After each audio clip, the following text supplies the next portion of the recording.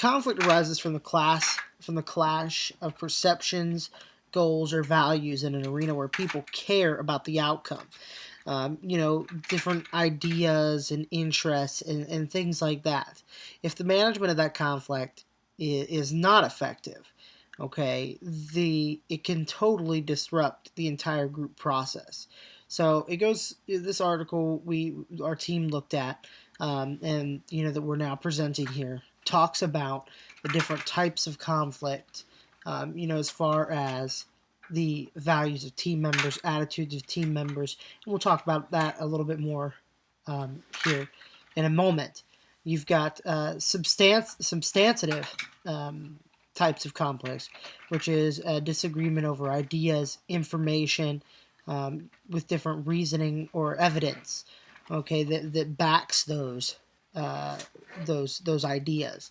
Okay, there has to be a subject, some kind of matter, and when two people have a disagreement over that, then that's where you get to that substantive conflict.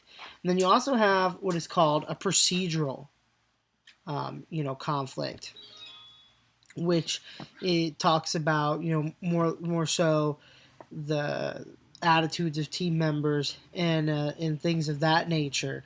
When you get into that, it can be obviously this slide here is moving a little bit slowly, so but basically we have a disagreement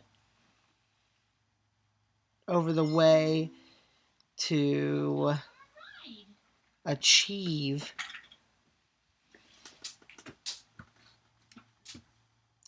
group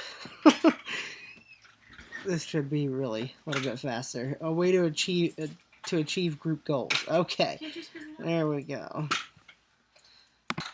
So essentially when we talk about procedural conflict, it's essentially just conflict over the way to do something, the way that something is done.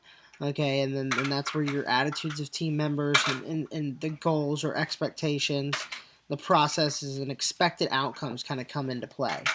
All right, and then we also have the conflict management, which is we have here five types of management: competition, compromise, collaboration, avoidance, and accommodation.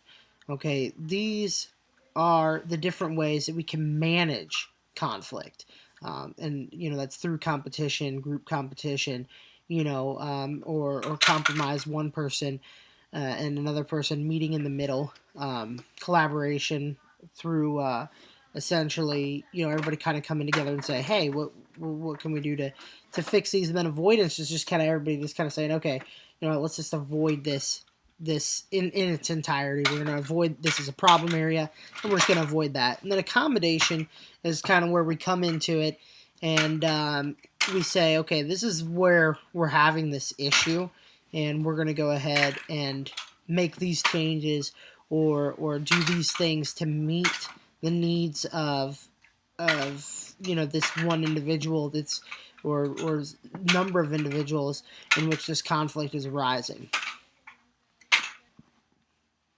Now, moving into the practical example, I've seen several different things. One discussed here by another member of our team is a situation at work where the individual had a substantive conflict with coworkers over the way a certain process was to be done, and they ended up being solved by a coworker accommodating to go to those preferences. It wasn't a compromise where they met in the middle.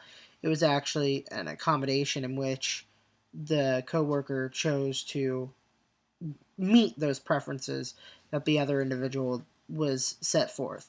And I think there's a ton of practical applications that can be used in conflict resolution, especially in the workplace. Obviously, compromise is probably the best way to solve most conflicts, in my opinion. However, accommodation does become necessary when you start dealing with managers and things of this nature. And that is our presentation on conflict resolution. Hope you guys enjoyed it, and have a good night.